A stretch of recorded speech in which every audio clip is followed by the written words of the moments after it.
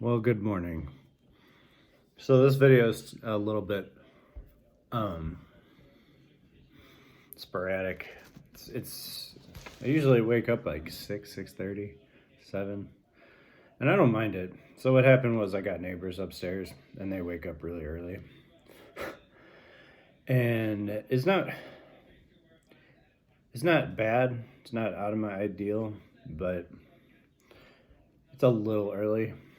Um I guess it's only a little early because the latest they get up is like 6:30. So like if it was like early some days and late some days, it would be different. But because like some days it's like 4 and 3, and sometimes they're quiet and it's hard for them to be quiet for different things. But beyond that is that it's early, and what I wanted to talk about. This is just a completely different video. I want to talk about diet. So, like, I went to that protein diet where I was eating steak and eating fish and different types of, well, I guess it's just steak and fish, really. Um, how that impacts you. And for me, it impacts everything. It impacts my sleep, it impacts my mood, it impacts just about everything going on with me. And I thought it might be important to share from somebody that actually has, completely cut out meat for months at a time uh, from their diet, and a lot cuts out meat most of the time anyway. Is it like the way that you feel? And I don't even mean like sluggish, because you do feel sluggish, you feel down, and there's different aspects of that. But the way you feel about life mentally is much different when you eat meat. And I don't particularly like it. I'm much more agitated. I'm much more, I don't even know how to.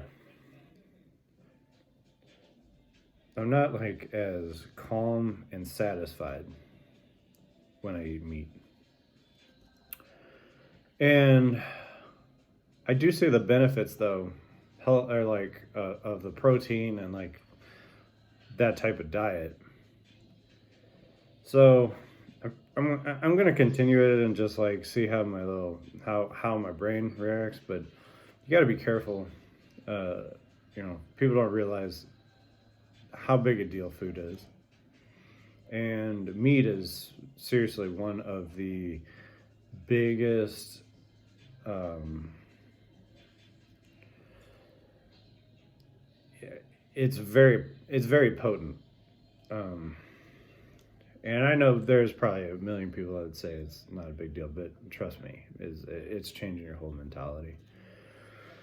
And so I also woke up today. So this is a two subject video. Um, I woke up today and I was watching bodybuilding again. And the thing I kind of wanted to talk about sets and reps, because it's much different for somebody that's not trying to get big but just trying to maintain muscle. And I mean, obviously looking good is kind of irrelevant. You're going to probably look better to yourself if you feel better. um but so like the sets and reps that I do is that I do take time to find the right amount of weight, and that can change and vary depending on how tired I am.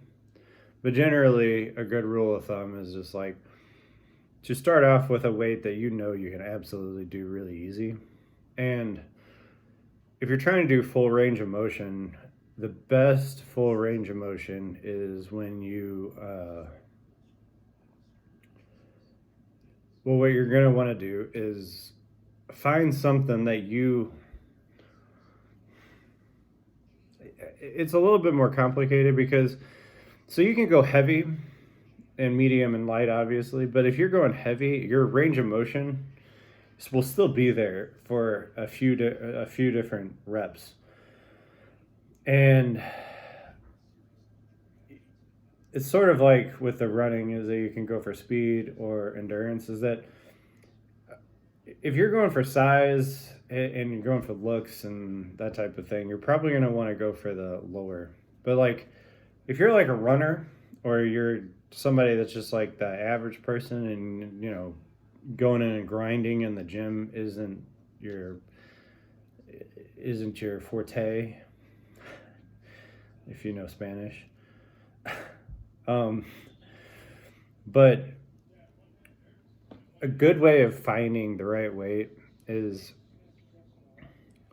doing a set of 10, or yeah, doing a set of 10 reps and finding something that you could do easily double of that. And a lot of times it'll take you a couple times in the gym to figure that out, to get there, but you will get a ballpark range. And basically what you're going to want to do is just get to the point where you can do 3 sets of whatever weight.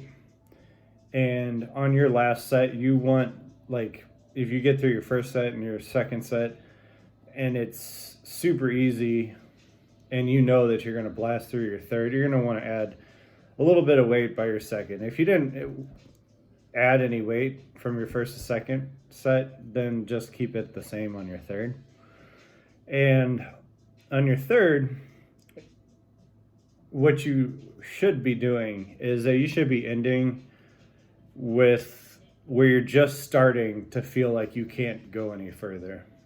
And I'm saying that right. So going further and doing another rep is just different. Okay, going further is being able to go in the full range of motion, whereas going another rep is like you could pull it, but you're not going the entire way.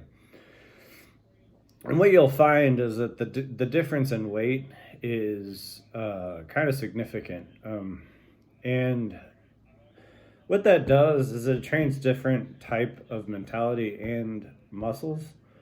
And the type of muscles you need for stabilizing, for recovery, like if you fall, just like carrying stuff, balancing, are those types of muscles. The smaller, more less developed muscles, the ones that are stressed continuously throughout the day, stressed throughout the day. And so I'm not going to go too much more into it, but I guess like the mentality is that if you can go too light, but when you're going for full range of motion, and I mean as much range as you can, the lighter the weight, the better, because it's putting less stress on your joints and on your main muscle. And you don't need a whole lot of weight focusing on those types of muscles for them to, because they're smaller, for those to fatigue and to break down. And if your entire existence, I'm using such epic words and funny words, if your entire existence is about how much you can lift, then this is not like sort of like the training for you. This is all about feeling and developing and kind of, this is the type of weight training that is taken in baby steps, where you don't go up in weight because you want to do more weight. You go up in weight because the weight has become too light. And there's a astronomical difference between those two. Is that if you're going and you're just upset because you want the number to be bigger and you want to be able to lift more, that's not exactly that's not the mindset from the beginning that will allow you to do this type of training. Is that like you want to find a weight that is comfortable and in the right zone for you to be able to not even max out. You want to have some left in the tank even after you complete your set. And I have to take another minute to stress that the difference between a full range of motion all the way extended, besides completely locked, but full extended, and then all the way down, is different than doing a full set. Right? Because when you're letting the weight get out from where your main muscle, where you stretch your muscle all the way out to let your support muscles come, it can be risky, and you can hear a lot about injury to that, which is why you have to go into it not wanting to lift a lot of weight, but wanting to get that feeling and the correct range of motion, the correct technique.